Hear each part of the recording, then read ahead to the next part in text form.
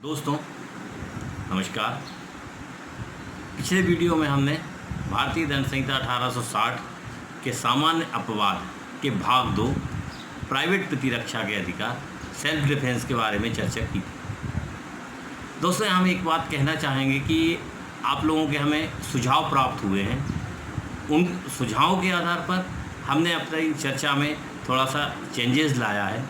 उन चेंजेस के साथ मैं आज की चर्चा शुरू करता हूँ। आज मैं थेफ्ट, एक्सटॉर्शन, रॉबरी और डकैती इनके बारे में चर्चा करूँगा।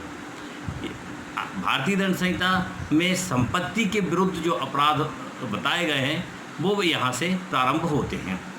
तो चर्चा शुरू करने के पहले मैं आपके सामने 4 उदाहरण रखता हूँ। उन उदाहरणों पर ध्यान रखें और उन उदाहरणों के बाद हम अपनी चर्चा को आगे बढ़ाएंगे। जैसे कि का नामक व्यक्ति है और उसके कब्जे में कई पेड़ हैं और खा नामक व्यक्ति उनमें से एक पेड़ काट कर ले जाता है। कौन सा अपराध? दूसरा कि एक का नामक व्यक्ति धमकी देता है कि तुम्हारा बच्चा हमारे जो टोली है उनके पास में है और यदि तुमने हमें 10 लाख रुपया नहीं दिए तो उस बच्चे को मरवा दिया जाए। कौन सा अपराध किया? एक और उदाहरण लेते हैं कि यदि का नामक व्यक्ति जा रहा है और उसके लिए दूसरा व्यक्ति दबोच लेता है और दबोच कर उसके जेब में से पैसा निकाल लेता है। कौन सा अपराध किया? एक और उदाहरण लेते हैं। 4 उदाहरण के बारे में अपन पहले से चर्चा करेंगे, फिर अपन सेक्शंस के बारे में विचार करेंगे। एक राजमार्ग पर एक व्यक्ति जा रहा है और एक उसको पिस्टल तान देता है। पिस्टल उसके सर पे लगा के बोलता है कि जो कुछ भी तुम्हारे पास है निकाल कर हमें दे दो। वो उसको निकाल कर वहीं के वहीं दे देता है। कौन सा अपराध किए? जो हमने 4 उदाहरण देखे हैं इसके आधार पर हम अपनी चर्चा को आगे बढ़ाते हैं। जैसे अब हम देखते हैं कि चोरी, थेफ्ट के बारे में यदि हम देखेंगे कि इसके क्या आवश्यक तत्व हैं, किन चीज़ों से मिलके अपराध बनता है, तो उसमें चोरी के लिए चोरी भारतीय दंड संहिता की धारा 378 में परिभाषित है। इसके लिए चोरी की परिभाषा ना देख के हम देखते हैं इसका आवश्यक तत्व क्या है। चोरी में सबसे पहले कोई चल संपत्ति होना चाहिए जो किसी व्यक्ति के कब्जे में हो और उस व्यक्ति के जिसके कब्जे में है उसकी सहमति के बिना बेईमानीपूर्ण आशय से यदि कोई संपत्ति को ले जाता है तो वो चोरी का अपराध है।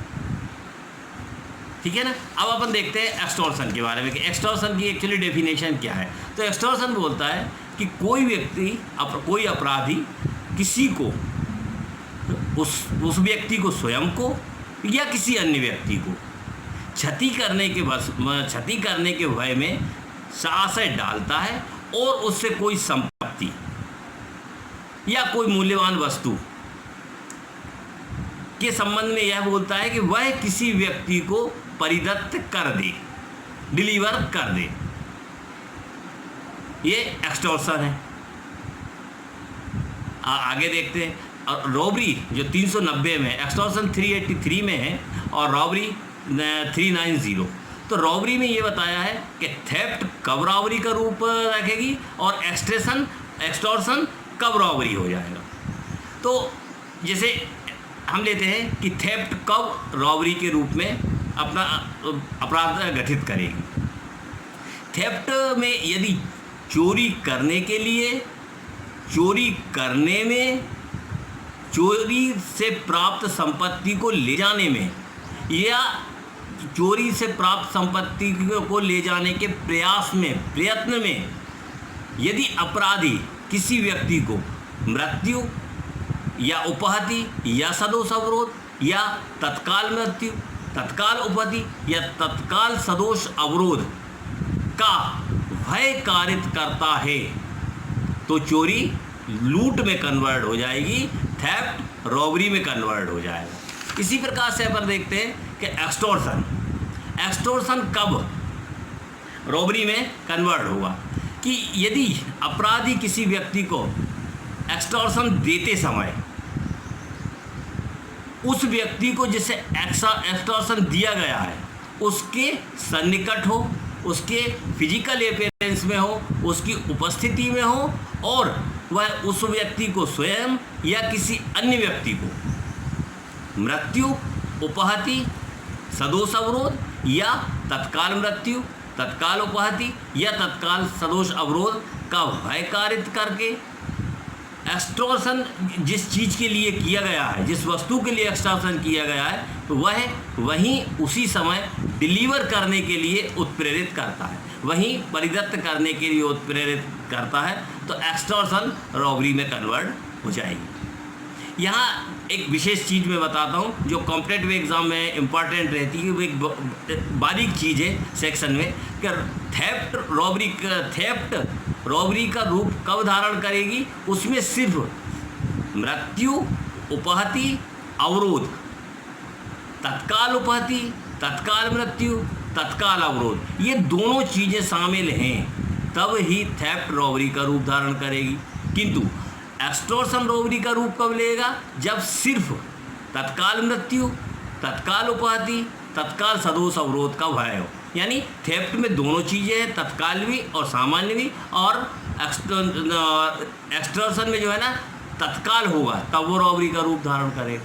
क्लियर है ना। एक बार मैं इसको और क्लियर करता हूँ कि थेफ्ट रॉबरी का रूप जब धारण करेगा जब दोनों चीज़ें होंगी, तत्काल मृत्यु, तत्काल उपहति, तत्काल सदोष अवरोध, या मृत्यु, उपहति या सदोष अवरोध। एक्सटॉर्शन जब रॉबरी का रूप लेगी तो सिर्फ तत्काल मृत्यु, तत्काल उपहति, तत्काल अवरोध का रूप। अब यहाँ पे हम देखेंगे कि जैसे हमने सबसे पहले जो उदाहरण लिया था कि किसी व्यक्ति के कब्जे में का व्यक्ति के कब्जे में कई पेड़ हैं, उनमें से एक पेड़ काट कर ले जाता है। ये जो इलस्ट्रेशन लिया है ये मैंने जानबूझ के लिया है कि उससे मैं ये बताना चाहता हूँ कि चोरी का अपराध चल संपत्ति के लिए होता है, चल संपत्ति के विरुद्ध होता है, अचल संपत्ति के विरुद्ध नहीं। वृक्ष एक अचल संपत्ति है, लेकिन जैसे ही वृक्ष को काटा और काट के गिरा तो वो चल संपत्ति में कन्वर्ट हो जाता है। उसके लिए वो लेकर चला गया, यहाँ लेकर गया। अब हम यहाँ पे चोरी में जो हमारे एसेंशियल एलिमेंट्स थे उनको अगर हम अप्लाई करें तो जिसके कब्जे में था किसी दूसरे के कब्जे से लेके गया है, सहमति उसकी नहीं थी, बिना सहमति के बेईमानी पूर्वक तरीके से चल संपत्ति को उठाकर ले गया इस इलस्ट्रेशन में, ये तो वो चोरी का अपराध घटित करता है। एक्सटॉर्शन का अपराध कब घटित होगा, ये हमने दूसरा उदाहरण लिया है इसके लिए कि एक्सटॉर्शन कब, पहले एक्सटॉर्शन की हम एक बार डेफिनेशन रिवाइज कर लेते हैं कि कोई व्यक्ति किसी को स्वयं को या किसी अन्य को कोई क्षति कारित करने के आशय से भय में डाले गए व्यक्ति को से कोई संपत्ति किसी व्यक्ति को परिदत्त करने के लिए, डिलीवर करने के लिए उत्प्रेरित करता है।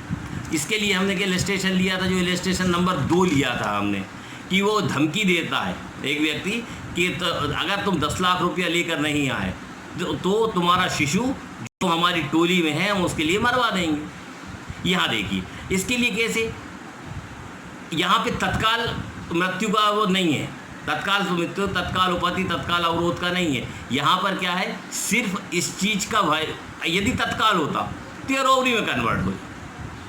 यहाँ सिर्फ भय कारित किया है कि जो शिशु हमारी टोली में है हम उसको मरवा देंगे, आशय भय कारित किया है, इसलिए ये एक्सटॉर्शन का इलस्ट्रेशन है।